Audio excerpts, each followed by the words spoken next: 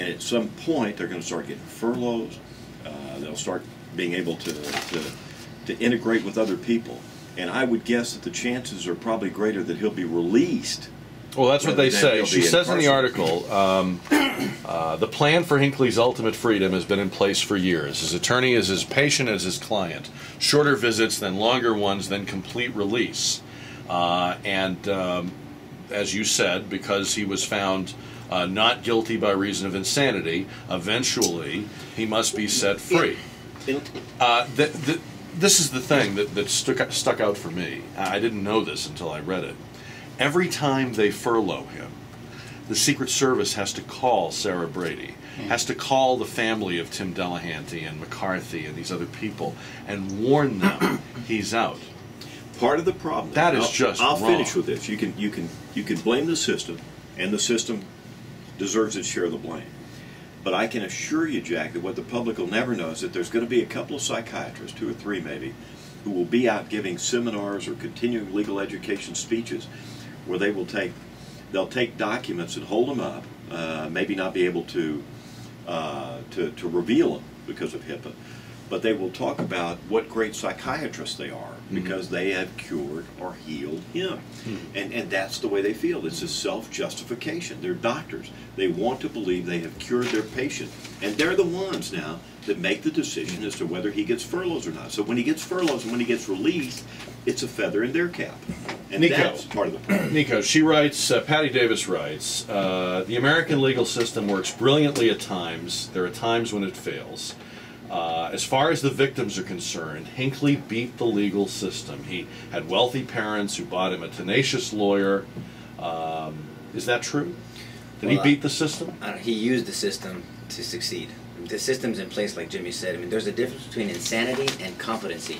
Insanity deals with your mental state at the time of the accusation of the crime. If you don't have what they call the mens rea, the criminal intent, well then the state or the government cannot prove an element of that allegation of that crime. Competency refers to your state of mind at the time of the trial.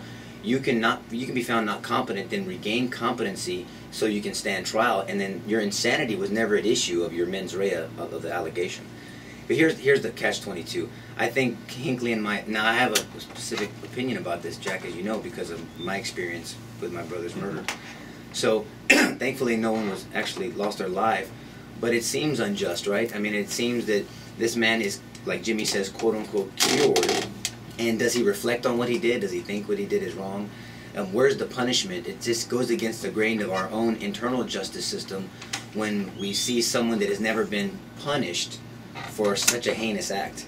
And so I kind of tend to agree with your sentiment. It seems like that there should be some type of retribution, punishment. I mean, the arguments for punishment are there's punishment, retribution, rehabilitation, deterrence, right? Those are the arguments for our justice system. Does it ever happen that a person is found not guilty by reason of insanity? Or let me back up. Okay. Does it ever happen that a person is found at one point to not be able to face trial or recognize what they did as wrong, but is there a way to say once they get to a place where they do recognize it, now they can go to prison? Can we do the mental health treatment and then the prison? Well, I think I kind of touched on that earlier. I mean, if someone was found to be insane at the time of the crime, well then there's an element of the crime that can never be met. They were insane. They were sick. It's an illness. If you're incompetent at the time of the trial, you can regain competency and then be punished for your actions back then because you were in your right state of mind. But if I understand you, Jimmy, what you're saying is that eventually he gets released, and all we really have to go on are those guys holding up pieces of paper saying, look what a great job we did. But we will never really know, if he is in fact still this narcissistic kook that needs attention and would do something again to seek attention. He's still a relatively young man. He's only in his early 50s. Yeah, and Jack, here's the personal problem I have with the systems that works in a situation like this is that I look at it this way. If an individual really is insane at the time they commit a heinous crime, and they're dealing with psychiatrists who maybe have a subjective rationale for why they want to cure him for their own pride and their own professional esteem, what I worry about is this. I can predict most killers. Okay, homicide is the most or the least recidivistic offense. So I can tell a lot of times if somebody wants to kill me. I can tell a lot of times if somebody has it out for me. But what I can never tell is if an insane person is about ready to cut loose and do something. They do things that are completely irrational and illogical to the rest of us. So to me, the criminal insane are the most dangerous members of our society. And I don't know what the answer is to that. I agree. But he could very well be very dangerous when he's released. I agree. I can tell you how this is going to end. He's going to get out. And somebody in this society today, somebody is going to give him a reality TV show or something like that. Something stupid. I'm serious. Somebody probably will. Yeah. And he may just be right up there again on the screen. All right. Well, and the other thing I have to say, I hate to think this, but we know that he did this. He tracked Carter and other political leaders, Reagan when he was still a candidate. This was all about impressing Jodie Foster and his obsession with Jodie Foster from having seen the movie Taxi Driver. Seems to me that if you were familiar with his story and you saw that he'd been a loser and he had nothing, and then he shoots the president and maims these other people and ruins their lives, they're ruined. And he now has all this stuff that's been given to him, that if you are a sick and twisted individual looking for attention, there's no part of this story that's a cautionary tale. There's no part of this story that would make you think, oh man, I don't want to wind up like him. Well, under the B.F. Skinner psychology principle of reinforcement of reward versus punishment, when you look at this guy, he really is under that principle prone to do this again. Right.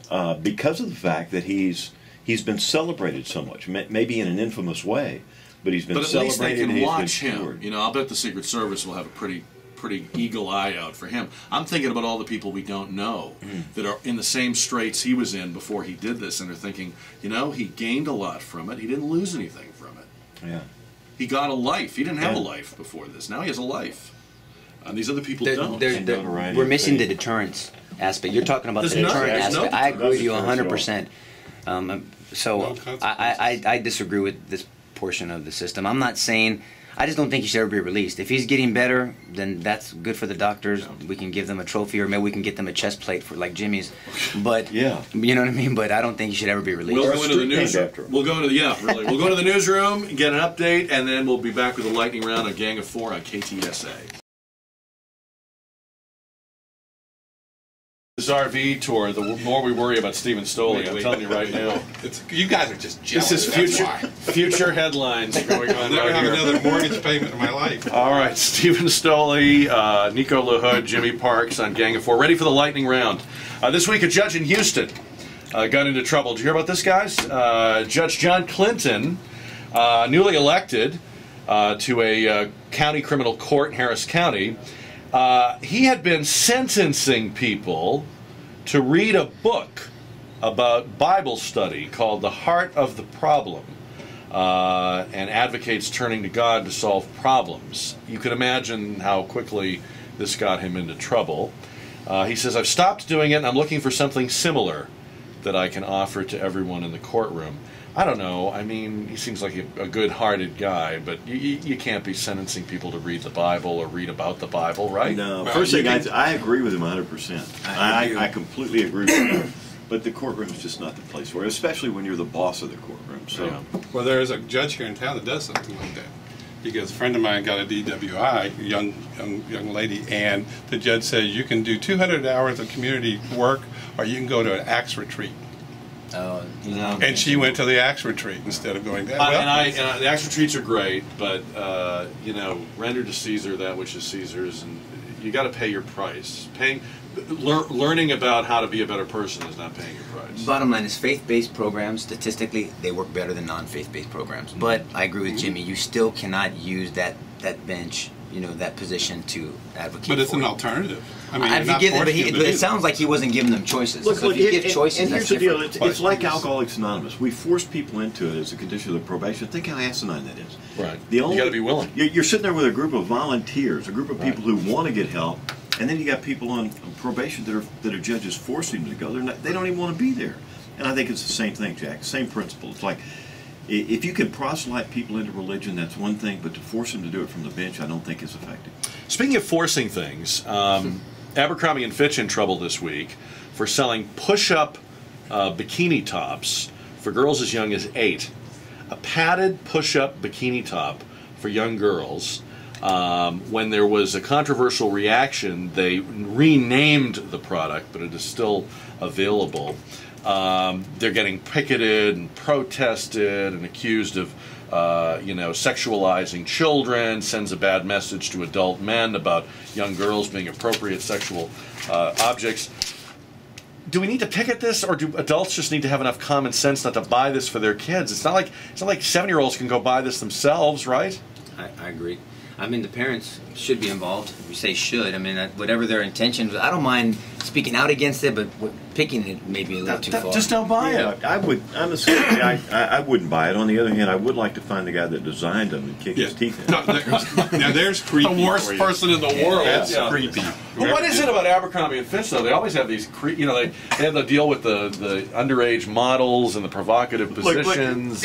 I've been doing this too long, you guys. I'm too cynical. But if a guy designs a bra, I have a 10-year-old daughter. If a guy designs a bra that's a push-up for her, I'm going to tell you that if you go in and look at that computer, if we send the FBI over there, he's done. He's done. Yeah. Gee, do you He's think? going to be in prison for about 40 years. Yeah. Mentioned this earlier. Betty White has a deal with NBC. The former Golden Girls star, who is now 89, will host and be the executive producer, because, hosting's not enough work for an 89-year-old, will be the host and executive producer of a 12-episode series called Betty White's Off Their Rockers. Listen to this. It will follow a band of 7 senior citizens who make it their mission to play pranks on unsuspecting younger people. What could go wrong? I don't know. I think Betty White is funny. I love Betty White. She's funny as hell. I love her. But is this isn't the best use of her talent? What do you want to do? I don't know. This sounds like punked for old people. What's wrong with him? Let's see what happens. Give him a shot. Maybe we shouldn't be startling and We're not startling the older. Shouldn't be folks. sneaking up on old people playing tricks on them. I think they're playing tricks on the younger folks. Well, I don't like the sound of it. You think it might? And it might, maybe it might create a generation gap. What if the younger people get upset and turn around and This is the way Betty would like to go, Jack. I'm afraid this might be the way she goes. I love Betty White. I just not. This is not. We should name a street after Betty White. That's what we should do. There we go. That's the answer for everything. That's the answer for everything. That's true. Is that true? That is Can true. I mention that? Yeah, sure. Producers put up on the screen that Nico and his wife recently won. Did you win that Dancing with the Stars? It was for fundraiser? a great. It was for dance therapy. It was a non-profit organization. My wife teaches Was it the one dance. that Elizabeth Ruiz was at? Because Liz was telling us she went to an No, event Miss like this. McAllister was there. She was 93 years old. She Yeah. did wonderful. But God you and bless your her. wife were the winning couple, or My wife and I won the how competition. about that? Which of you was the better dancer? She is. I just hold on. He had to say that. How Right? depressing. Come on. Liz and listen. Yeah, but the man is supposed to lead. You must know what you're doing. Well, I mean, I do okay, but she dances. She used to compete in salsa and different type of Latin dance. So Can she you show us a few instructs- things here? We have the camera rolling. Well, I'm in Steve. look. in Oh, his you R- and Steven. Steve in his RV. I got nervous. about demonstrate. it. It's bad enough that the guy wins the contest. He's got to brag about it on the show. I didn't brag about it. It's on the. Every guy screen. listening to this He's deal is only getting admit. depressed Look, right now. he didn't brag. I bragged, and he just admitted. Oh, don't He be- could have lied and said, "I know nothing." He could about have. it. Yeah, he could have said Jimmy, that. That I'm was sorry. a different Nico Lahood. I'm sorry about the Bugsy man. Siegel comment Can earlier. I- Now I'm going to hear nothing about it. Taylor does some great work on his video. If you see it on your website.